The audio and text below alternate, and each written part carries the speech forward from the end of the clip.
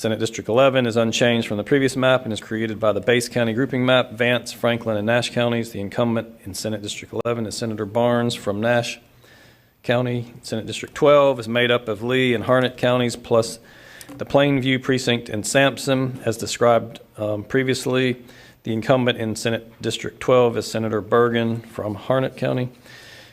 Senate District 13, Wake and Granville counties form a 6-district, 2-county grouping in the base Senate map. The overall population within the county grouping is 1,190,402, meaning the ideal population for each of the 6 districts within the pod is 198,400. Only 52 people above the -5% deviation limit for Senate districts in the state. All 6 districts were very close to the -5 deviation limit, and some VTDs had to be split in order to comply with the 1 person, 1 vote. In this map, the chairs split 6 of Wake County's 212 precincts. Senate District 13 is Southern Wake and includes unincorporated areas, Fuquay, Varina, and parts of Holly Springs. There is not an incumbent in Senate District 13.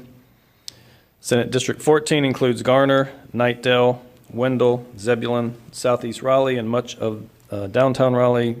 The incumbent in Senate District 14 is Senator Blue from Wake. Senate District 15 is located in the central part and north part of Raleigh. There are 2 incumbents residing in Senate District 15, Senator Chaudhry of Wake and Senator Grafstein of Wake. Senate District 16 is West Raleigh and Central Cary. The incumbent in Senate District 16 is Senator Adcock. Senate District 17 includes Western Cary, Morrisville, and Apex. The incumbent in this district is Senator Batch of Wake. Senate District 18 includes Granville County, unincorporated areas in northern Wake County, the northern Wake towns of Wake Forest and Rollsville, and parts of Zebulon. The incumbent in Senate District 18 is Senator Bodie from Granville. Moore and Cumberland counties form a 2-county, this is Senate District 19. Moore and Cumberland counties form a 2-county, 2-district grouping in the base Senate map. Senate District 19 was drawn keeping as much of Fayetteville whole as possible. The city of Fayetteville has an irregular shape and many satellite annexation and shares precincts with other municipalities such as Hope Mills. The end result is a district that includes over 88% of the population of Fayetteville and nearly 15% of the population of Hope Mills. The incumbent in District 19 is Senator Applewhite from Cumberland. Senate District 21 was drawn keeping Moore County whole and the more rural areas of Cumberland County to the extent possible. As stated above, the irregular shapes of municipalities and precincts containing more than 1 municipality in them made it difficult to keep all municipalities whole. So Senate District 1 includes 85% of the population of Hope Mills and 12% of the population of Fayetteville. The incumbent in Senate District 21 is Senator McGinnis from Moore County.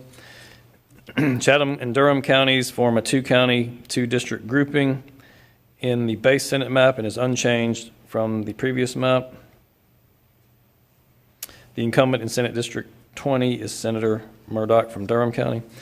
22, the incumbent in Senate District 22 is Senator Woodard from Durham County. Senate District 23 is unchanged from the previous map and is created by the base county grouping, Caswell, Person, and Orange counties. The incumbent in this district, 23, is Senator Meyer from Orange County. Senate District 24 is unchanged from the previous map and is created by the base county grouping map, Scotland, Hoke, and Robinson. The incumbent in Senate District 24 is Senator Britt from Robinson. Alamance, Randolph, Montgomery, Richmond, Anson, Union, and Cabarrus counties comprise a 7-county, 4-district grouping with these Senate seats: District 25, District 29, District 34, and District 35. This county grouping is in the base Senate map. Because of how the counties are aligned in the populations therein, the counties that must be split between districts are Cabarrus, Union, and Randolph. Alamance, Montgomery, Richmond, and Anson counties are left whole within their districts. Senate District 25 comprises Alamance County and 7 precincts across northern Randolph County, including the towns of Archdale, Level Cross, Sophia, Randleman, Liberty, and Staley. Senator Gailey of Alamance is the incumbent in Senate District 25. Senate District 29 comprises the rest of Randolph County, all of Montgomery, Richmond, and Anson, and the city of Monroe, and the southeastern part of Union County. The incumbent in Senate District 29 is Senator Craven from Randolph. Senate District 35 comprises the rest of Union County and the southern corner of Cabarrus. There are 2 split precincts in the southern part of Cabarrus County. The incumbent in Senate District 35 is Senator Johnson from Union. Senate District 34 comprises most of Cabarrus County, all but 1 full precinct and small portions of 2 other precincts in the south. The incumbent in Senate District 34 is Senator Paul Newton from Cabarrus County. Guilford and Rockingham counties form a 2-county, 3-district grouping. In the base Senate map, Rockingham County is left whole within Senate District 26. Senate District 26 includes many of the unincorporated and bedroom community areas of Guilford County, along with Rockingham County. The incumbent in Senate District 26 is Senator Berger from Rockingham. Senate District 27 includes all of the High Point precincts, western Greensboro, and the town of Summerfield. 2 precincts were split in order to keep Summerfield whole. The incumbent in Senate District 27 is Senator Garrett. Senate District 28 is based in Greensboro and includes the central and eastern parts of the city. The incumbent in Senate District 28 is Senator Robinson from Guilford. Senate District 30 is unchanged from the previous map and is created by the base county grouping. Davidson counties, Senator Jarvis from Davidson is the incumbent in Senate District 30. Senate District 33 is unchanged from the previous map and is created by the base county grouping map, Rowan and Stanley counties. Senator Ford from Rowan is the incumbent in Senate District 33. Senate District 31 and 32 are in the 2-county pod that includes Stokes and Forsyth counties. Senate District 31 is drawn to keep Stokes whole and the small towns and rural areas outside of Winston-Salem in Forsyth County together. The incumbent in Senate District 31 is Senator Kravick from Forsyth. Senate District 32 includes most of the city of Winston-Salem. The incumbent in Senate District 32 is Senator Lowe of Forsyth County. Senate District 36 is unchanged from the previous map and is created by the same county grouping choice in northwestern North Carolina, which includes Alexander, Wilkes, Surrey, and Yadkin. The incumbent in Senate District 36 is Senator Settle from Wilkes County. 6 Senate districts are contained in the 2-county grouping of Mecklenburg and Iredell. Those are Senate District 37, 38, 39, 40, 41, and 42. This county grouping is created by the base map. Senate District 37 keeps Iredell County whole and contains the northernmost precincts in Mecklenburg County and 1 split precinct. There are 2 incumbents in Senate District 37, Senator Sawyer from Iredell and Senator Marcus from Mecklenburg. Senate District 38 is located in northern Mecklenburg County and includes the bedroom communities of north of Charlotte, but south of Senate District 37 and precincts in northeast Charlotte. The incumbent in Senate District 38 is Senator Mohammed. Senate District 39 is located in southwestern Mecklenburg County and includes unincorporated areas along the Gaston County line and South Carolina border, West Charlotte, Steel Creek, Pineville, and the South Boulevard and Park Road corridors from South Charlotte to Uptown. Senator Salvador from Mecklenburg is the incumbent. Senate District 40 includes East Charlotte, the University area, and precincts along the Cabarrus County line. Senator Waddell from Mecklenburg is the incumbent in Senate District 40. Senate District 41 includes Charlotte, Uptown, and neighborhoods such as Noda, Plaza Midwood, Greer Heights, and Cotswold. There is no incumbent in Senate District 41. Senate District 42 includes Matthews and Mint Hill, Ballantyne, and South Charlotte. Neighborhoods such as Myers Park, Barclay Downs, Quail Hollow, Old Providence, and Providence Plantation. The incumbent in the district is Senator Hunt from Mecklenburg. Senate District 43 is unchanged from the current map and is drawn wholly in Gaston County. 5 precincts are pulled out of the Gaston base district. The 3 Cherryville precincts, Landers, Chapel, and Tryon, to stay within the correct population range. The incumbent in Senate District 43 is Senator Overcash from Gaston. Senate District 44 is also unchanged and is comprised of the 5 precincts from Gaston listed above, plus the counties of Lincoln and Cleveland. The incumbent in this district, 44, is Senator Alexander from Cleveland. Senate District 48 is unchanged from the current map and is comprised of the 3 county grouping containing Henderson, Polk, and Rutherford. The incumbent is Senator Moffitt in Senate District 48 from Henderson. Senate District 46 includes Olive, Burke, and McDowell counties, plus most of the unincorporated precincts and small towns in Buncombe County. And I'm the incumbent in that district. Senate District 49 includes the rest of Buncombe County, including all of Asheville and Weaverville. The incumbent in Senate District 48 is Senator Mayfield from Buncombe. The base Senate map includes a Western North Carolina county grouping comprising 3 districts, 45, 47, and 50, and 17 counties: Allegheny, Ashe, Watauga, Caldwell, Catawba, Avery, Mitchell, Yancey, Madison, Haywood, Transylvania, Jackson, Swain, Graham, Macon, Clay, and Cherokee. Because of how the counties are aligned and the population therein, the counties that must be split between districts are Caldwell and Haywood. Senate District 45 includes all of Catawba and the southern parts of Caldwell County. Senator Proctor of Catawba is the incumbent in 45. Senate District 47 includes the rest of Caldwell County, all of Allegheny, Ashe, Watauga, Avery, Mitchell, Yancey, and Madison, and northeastern Haywood. The incumbent in Senate District 47 is Senator Heiss from Mitchell.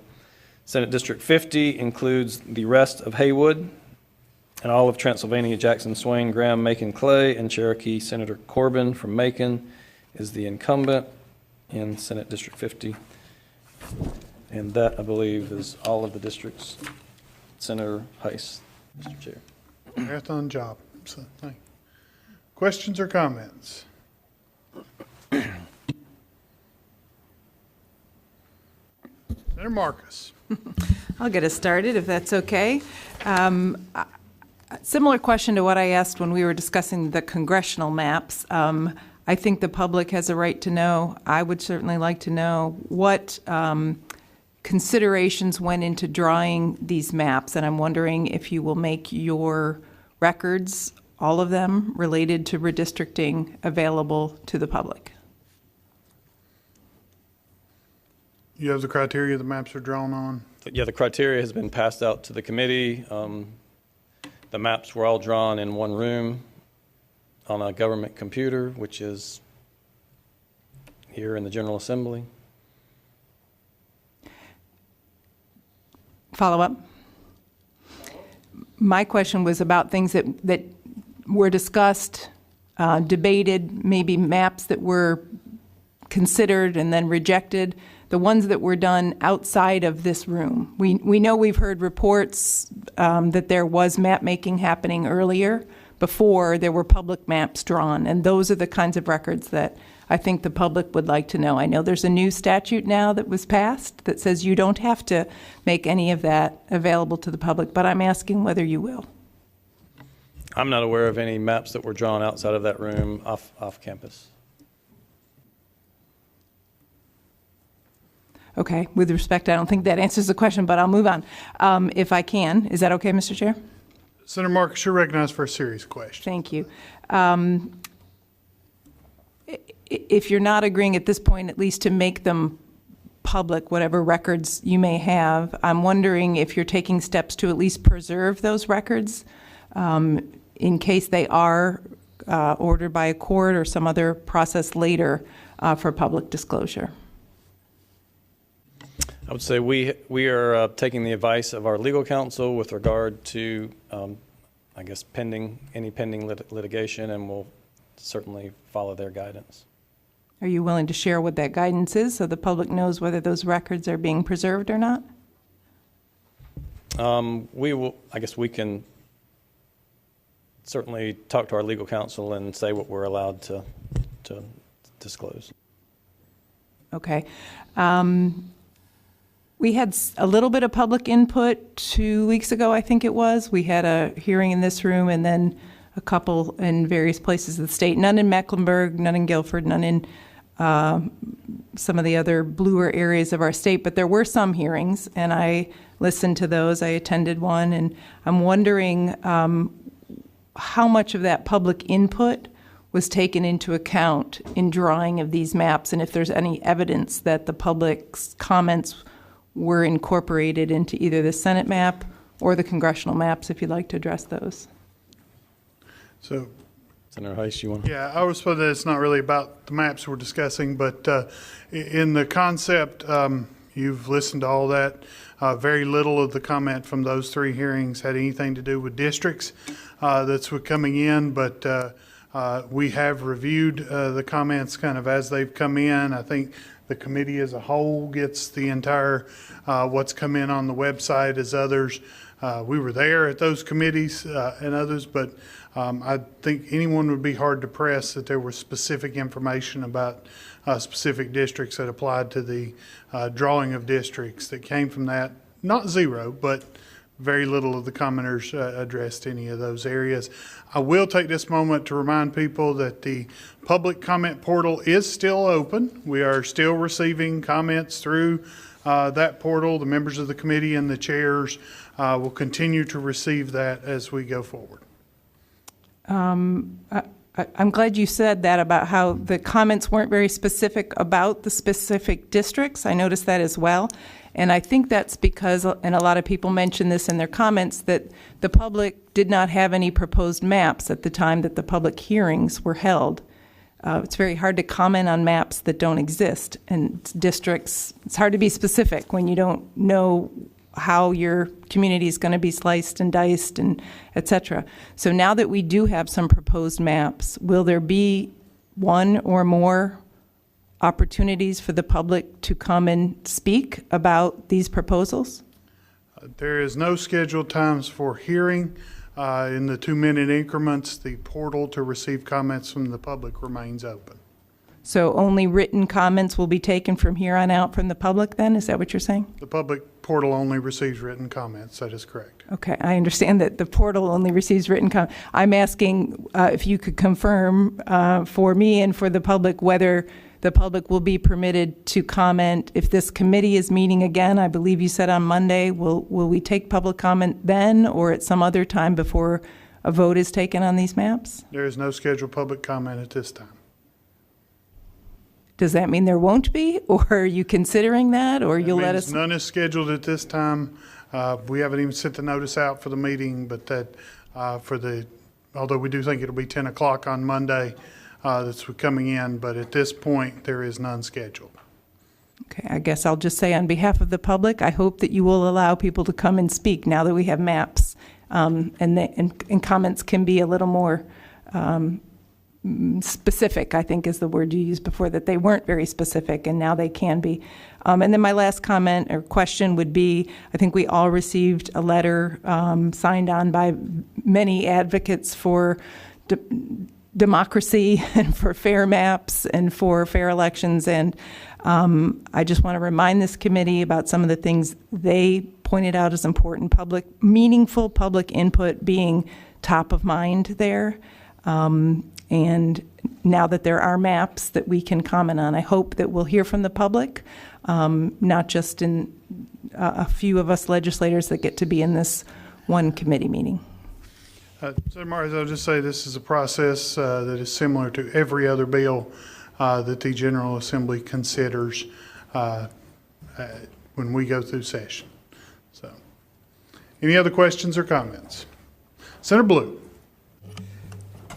Thank you, Mr. Chair.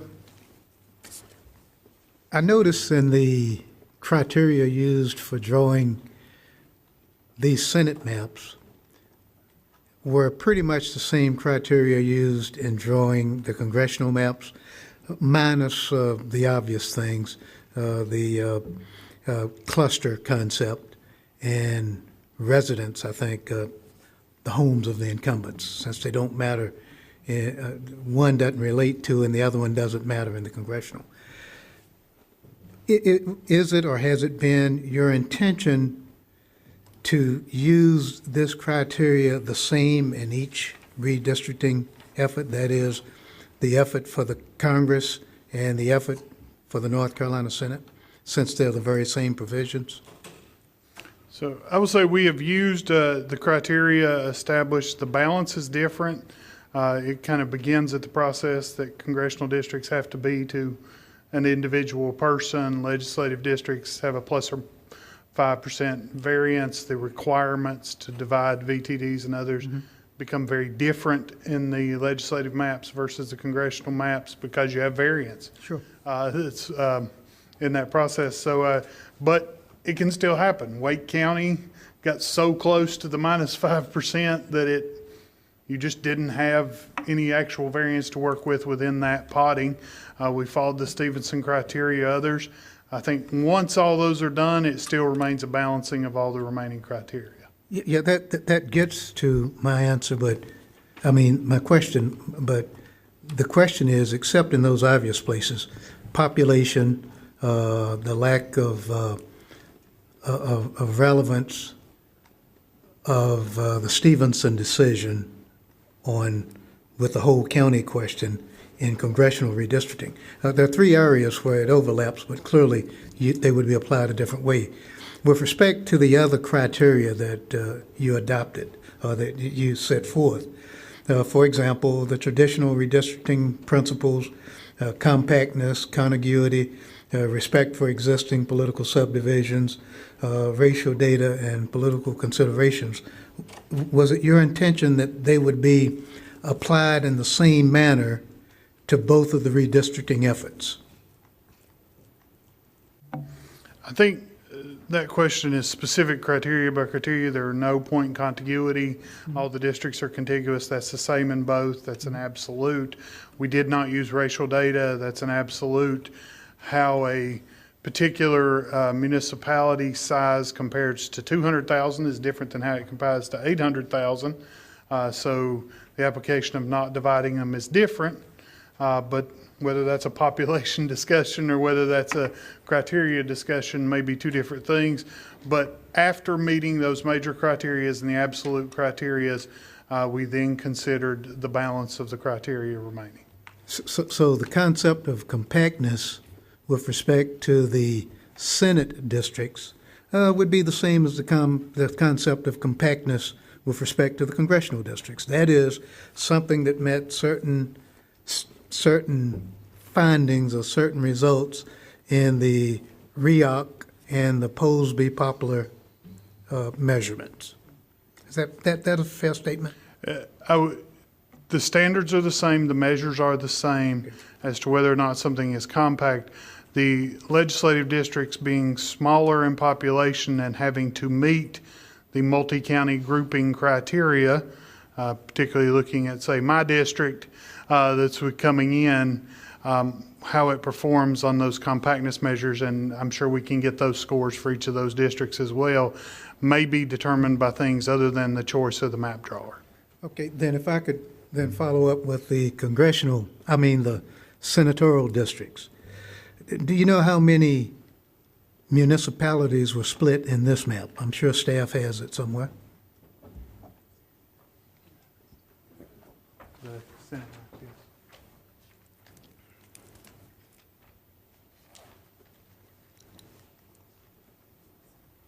Go ahead and read it out and tell them where it is.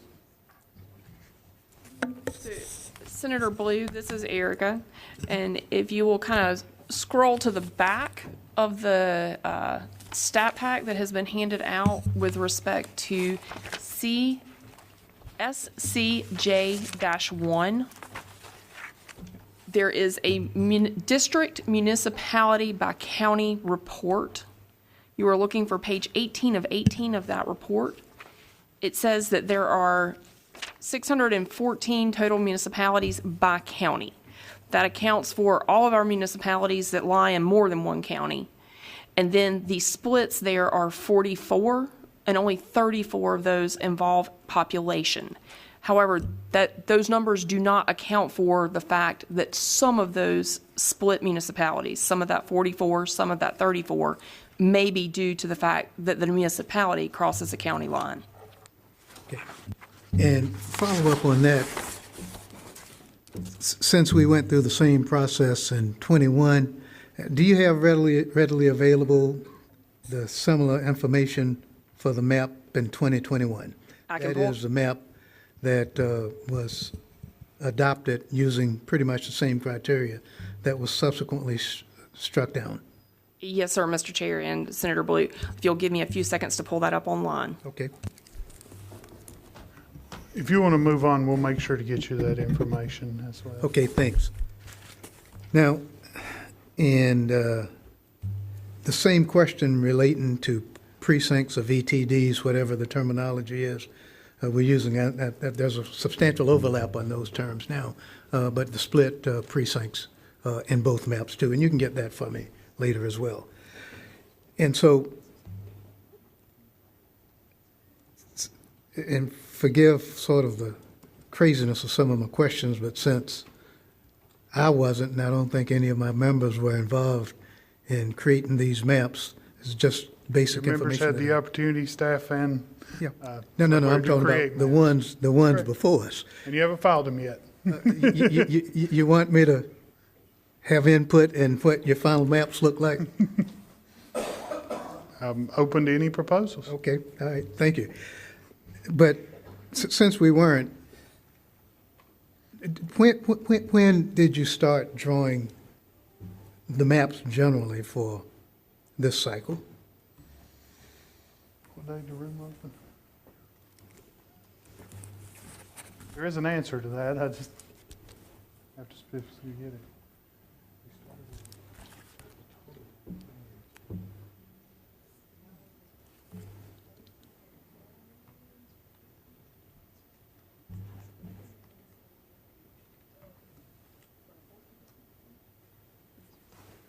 We do have logs for everyone in the room. So we do have logs that were kept by staff. When everyone comes in, we will get you the date and time that we began drawing.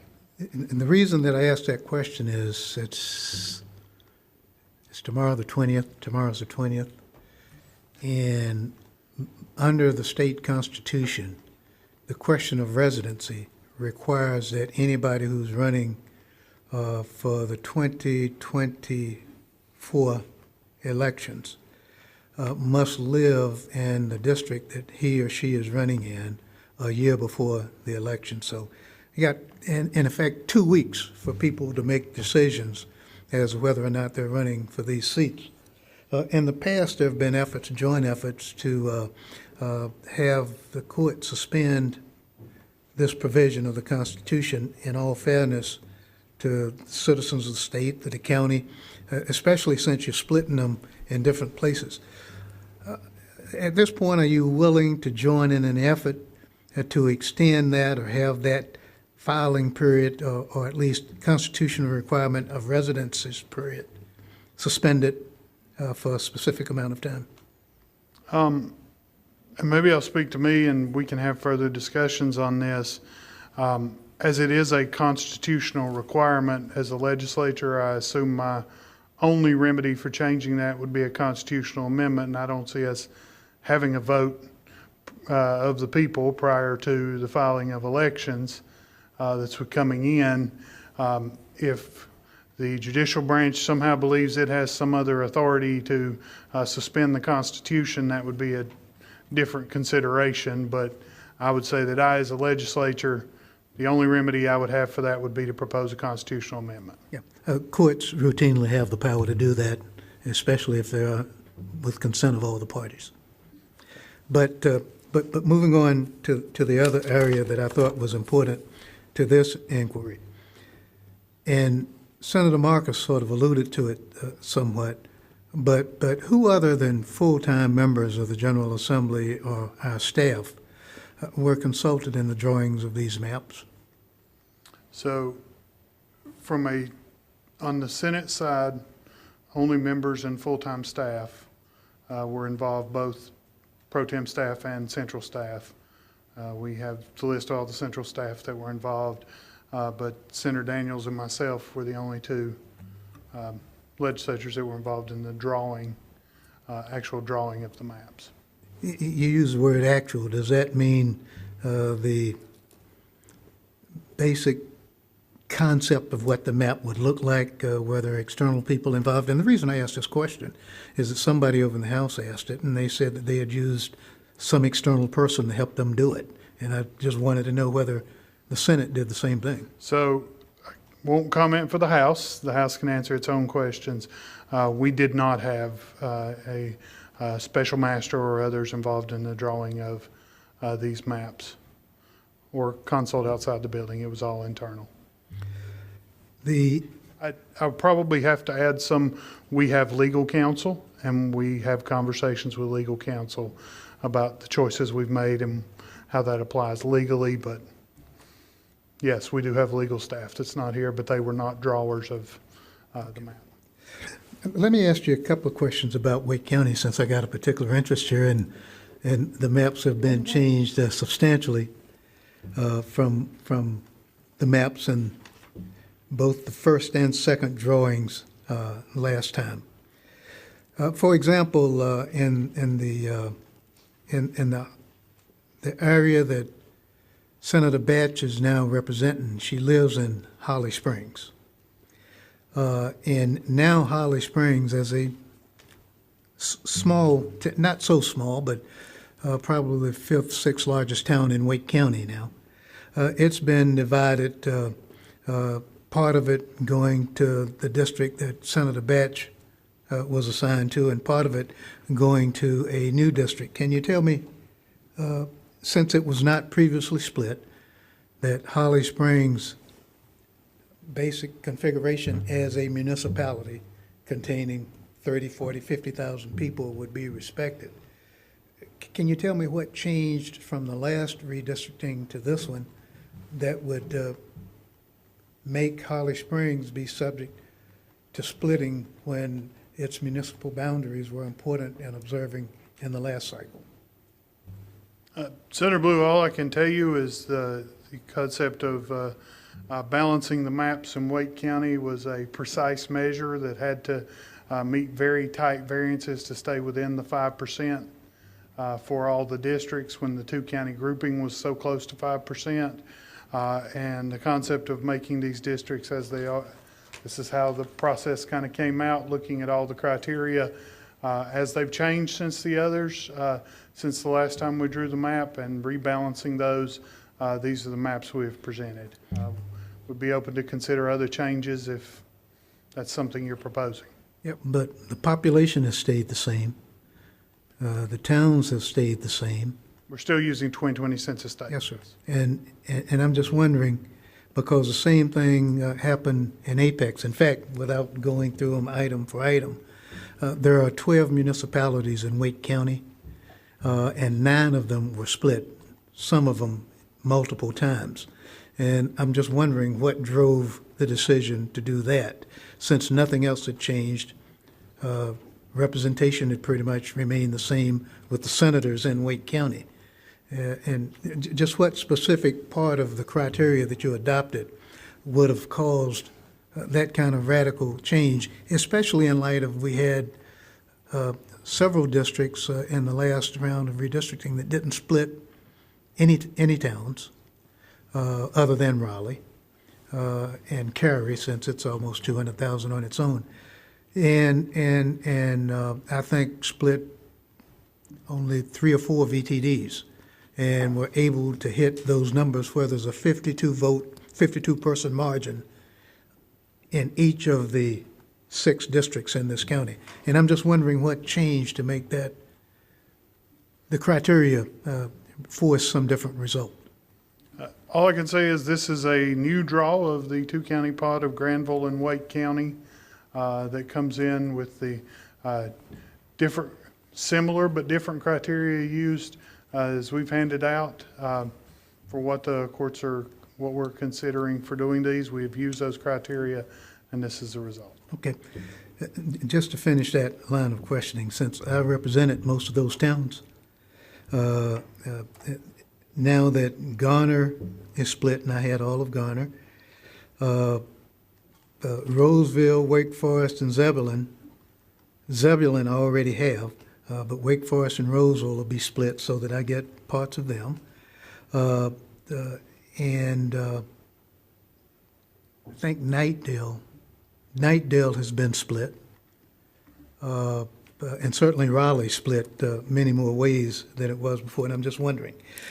Just a final question regarding these Wake County ones. The incumbent bunking is only present, I think, in two districts, one in Wake County and one in Mecklenburg County. If you knew the location, which was asked and was given, of each incumbent, and that was one of the criteria, why is it that those two counties were the only places where there was double bunking occurring? I'm not saying that others could not have been possible, but I would say that almost all the district boundary lines are contained by the county groupings. So that was with coming in while I was double bunked in the first drawing of my district. There is no other member in my district, and the boundaries are held consistent by the county groupings. That's with coming in.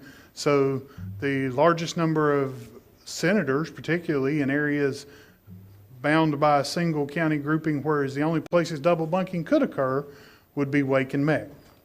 That's with coming in. So when you're trying to avoid those things and others, the prospects of those happening in those two largest counties are some of the only counties, not the only, but some of the only counties where that can occur. As a matter of fact, only the large counties that had multiple members could it occur in to begin with. That's with coming in. So why is it more likely to have occurred in those counties? Because that's the areas where it is possible under the redraw to occur. Not that that was the target. The target was to minimize those as little as possible, but we did have two in the two largest counties. I think both have 5 senators in each county. We have 6. 6. It's a 2-county, but yes. And there's still 6 districts, right? Same thing on Mecklenburg, 6 and 6. Okay. So 12, yeah. And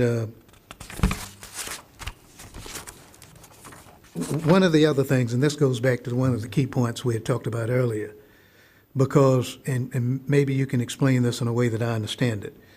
Your draw in the Wake and Granville this session, the map up there, number 18, I think it is. It has an average Posby-Popper compactness score of 0.313. What does that mean? It's length versus width, or however you make that Yeah, I believe, calculation. I'm going to get a little deep here. I believe Posey-Poxer is the square. The squared, okay. That's what coming The in. REOC The is the other other is one, the okay. circle. That's what coming in. And so you take the two farthest points, the ratio of the area of the district to the rectangle that's created by the district means that that district contains 30% of the rectangle. Okay. And the REOC is the opposite of that. It is the actual distance. It is the circle. So it takes a circle whose radius incorporates the entire district, and it's the ratio of the district to the circle created by the radius. So if you had a Posby poplar that had a compactness score of 0.313, that would drop to 0.185, that would mean a less compact district, wouldn't it? Regardless of what your measurement standard is, determining what the overall. I think it's two different questions. Is one saying, the standard used for is a district compact or not is a yes/no question. Does the area represent less of the square or circle? If the number is lower, that is also yes, but the use of that is to determine overall, does it meet a compactness score? Okay. There are risks in saying a 0.2 is more compact than a 0.15. It's a risk, but it's probable that it is that right? And the larger the distance, the more the risk, Okay. the likelihood would be. Let me hit a couple of others and I'll be finished. And in New Hanover County, I couldn't help but notice that you made a decision this time to move the 6 most densely black populated precincts of VTDs from New Hanover County over into the district that consists of Brunswick and Columbus County. Can you explain why that was done? The population Can't explain didn't- that at all. I have not looked at racial data in regards to these and have no report, so I can't even verify that it is. I represent to you that that's what happened, and if I make that representation, can you explain to me why that would have happened? We looked at the criteria and others and made the decision to move New Hanover County cannot contain an entire district. Part of it must go.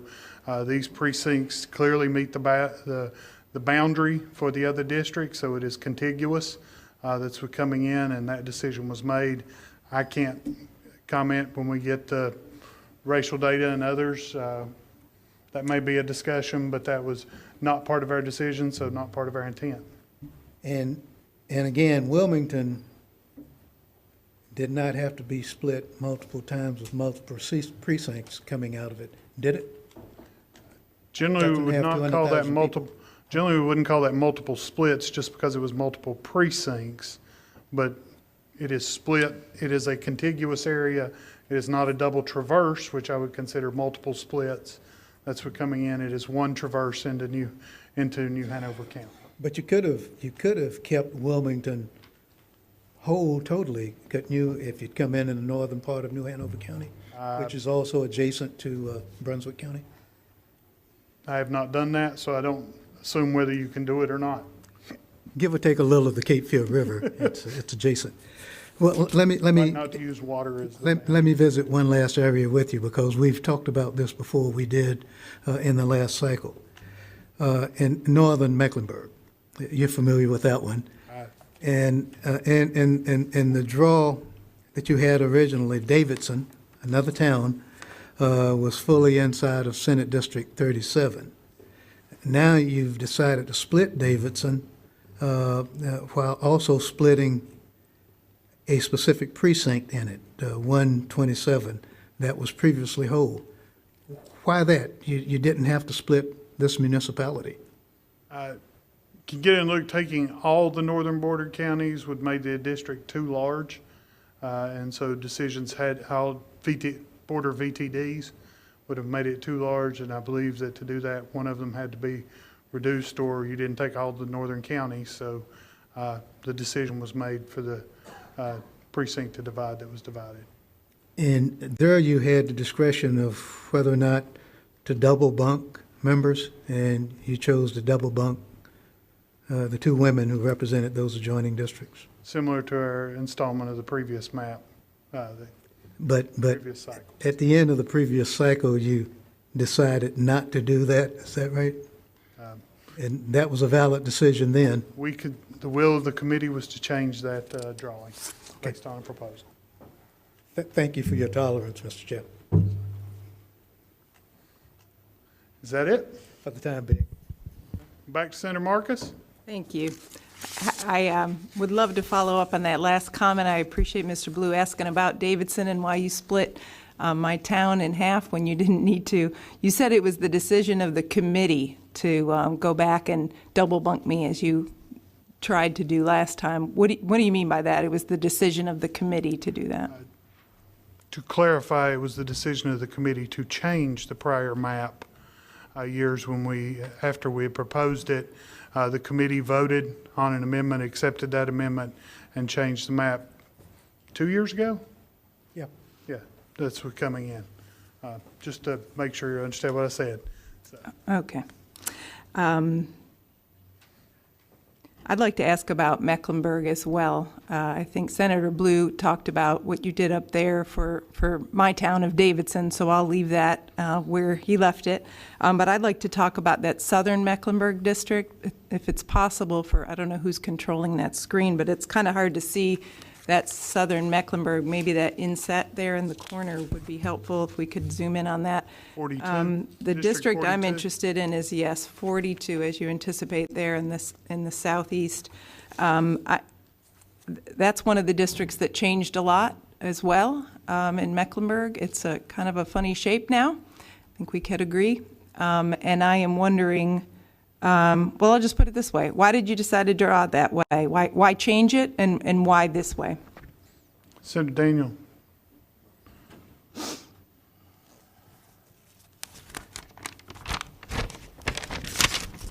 Senator Daniel. You have the District 42. Snappy. Do you want to answer the question? You got the snappy. That's what coming in we put. You mean this? No.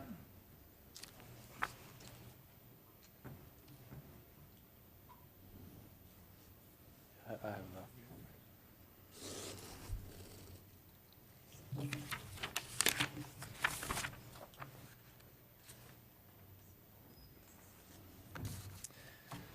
All right, yeah, so I'll go back over it. Senate District 42 includes Matthews and Mint Hill, Ballantyne, and South Charlotte neighborhoods such as Myers Park, Barkley Downs, Quail Hollow, Old Providence, and Providence Plantation. So that's Senate District 42. Currently, Senator Hunt lives in that district. Should I repeat my question? Or? So he explained what the municipalities were that were kept together by the creation of that district. Oh, you're saying certain municipalities needed to be kept together? Is that why you drew it this way? Those were the neighborhoods and communities that were kept together were the ones that I just read off. Okay. I guess I'm curious, focusing on that strange shape that it is. There's a point that goes way up into the middle of Charlotte there. I think it's precinct 018, which is near the Myers Park area. And I'm wondering why that point way up there makes sense to be joined with way on the other end of that strangely shaped district, that 236, which is on the border with Union and Cabarrus counties. Can you tell me what the thinking is on why those precincts have things in common that should be joined when it is necessary to do it in this strange-looking way? I think I would just reiterate what Senator Heiss said, is that the chairs drew them out this way based on the criteria we had before us, and that was the way we chose to draw it. Any particular criteria that explain that, and why, for example, you skipped over 72, which remains in yellow, and 11. There's some there in the middle that seem carved out so that we can get up to that tippy-top point there where the top of the orange is. Is there certain criteria that I'm not thinking of that make sense? That's not compactness at all. Is there some other reason? They're contiguous. They're contiguous, yes. So That's one of our criteria. So are the ones you skipped over there? Well, so just to add to that, Mr. Chair, so I think, obviously committee members are aware that political considerations are now allowed to be used as one of the criteria. And so, it might be that that criteria explains some of the changes in. Okay. And what about compactness scores? Are you aware of the difference in the compactness score from the current map compared to this map? We have instructed staff to get that to the committee for all of these. Okay. From what I've seen, I think it drops considerably in compactness. It's much less compact than it was. Does that change your thoughts at all on whether it makes sense to draw the district that way? I think, some of these criteria are interchangeable. You improve one, you decrease another, so. Okay. Is there a criteria that's improved by this version of Senate District 42? I'll let you do your own analysis. Other than, I guess you said the political ramifications, that's improved, but that's not necessarily a criteria. So I'm just wondering, when you refer to the criteria, the current map has the same population, so that's not improved, but this is less compact. So what's improved by this draw? In any given district, you might improve compactness, but you might also now split a community of interest. You might split a municipality. So just in general, when you improve one criteria, you might decrease another criteria.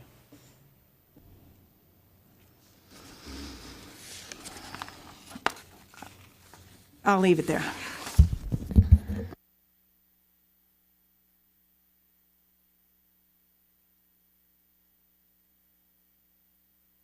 Go ahead, Senator Blue. Just one that occurred to me. If I could have staff put up Wake County again, just a couple of questions.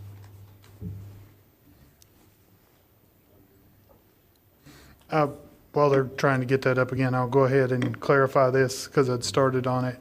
This is clarify our direction to central staff to produce and apply the racial data to the stat pack, not to Maptitude. We're being told that that could create, there's separate versions of the software out and trying to change the main database for race, but I am assured by staff that anyone drawing will have the availability of the racial data to be able to draw at this point, and we will have it in all the stat pack reports that come out.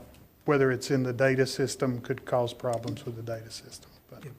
And it's more a cautionary point, but I think it was Rucho, the 2018 decision of the U.S. Supreme Court considered these urban districts and looked at the impact of overly jamming all of minority votes into one district, which you can do in Charlotte, in Mecklenburg, and you can do to some extent in Wake and Guilford. And I just caution you a little bit that that is still a live issue since the court made specific findings there. But I'm trying to figure out on this and understand, except for probably 100 feet, 200 feet somewhere in the Wake Granville County line that the two counties agreed to do a swap on 10, 12 years ago. I've represented every inch of Wake County at one point or other in the House or Senate, every inch of the county. And enjoy representing all of the good folk in Wake County. But as I look at that map, the 13 district coming up to the center of Knightdale and just picking up a little of the Knightdale population without pulling the rest of it with it does a disservice to Knightdale. And I'm wondering whether the map makers thought about that, especially with respect to 13, because rather than the river being the natural boundary and various other things in communities of interest and what have you, there are some issues in the Wake County mapping that create real concerns, and I wonder whether any of those things occurred to the chairs as you drew these maps. So, Senator Blue, what I will say to that concept again is when looking at District 13 of the 200,000 individuals, or District 14, or any of the districts in Wake County, you had on average about 50 individuals that could be added to a district or not, as to whether or not that district went below 5% or it pulled too many so that all the other districts wouldn't be able to reach that standard. So it is much tighter standards. So picking up, when doing that and drawing, picking up an entire municipality and those kind of things may not nearly have been as possible when you had the number of people that you had to pick up in a district had to be so precise. Okay, and looking at 13, do you think that that is a compact district? I don't have the score numbers in front of me to tell you if that would be a compact district. I will tell you that it's one that probably fits a rectangle better than it does a square, but beyond that, I don't have those numbers. And the same for 14 as well? And Although it would be similar between a circle and a square, but even with the crab claw on the end, yeah. the northern end of it. The reason that I raise this is because the totality of circumstances and the way that you look at the criteria is a measurement in the other area that I just want to ask a couple of questions about. And you alluded to it earlier when you were making your comments. But I can't help but make a few comments, follow up on the Section 2 issues that I think that the chairs ought to be aware of in this map. And I point them out because, again, I think that there's a way to get these things resolved without 5 more years of litigation. And I'd ask you to take them into account as you come up with the final version of wherever it is you plan to land in this thing. In the northeast of North Carolina, the last time you flipped these groupings that were required in the required by the court decisions, and because the cluster had a choice that you could make, and that choice was the one that the candidates ran under last year, and the one that you're making now, and you ultimately decided to flip that choice. Yet you've gone back to it, and the data will show that there's an analysis that has to be done or should have been done with respect to polarization in that area. And the voting results and everything else are things that go into account. But the greatest indication is the anecdotal indication, and that is the candidates who lost in that section over the last election cycle.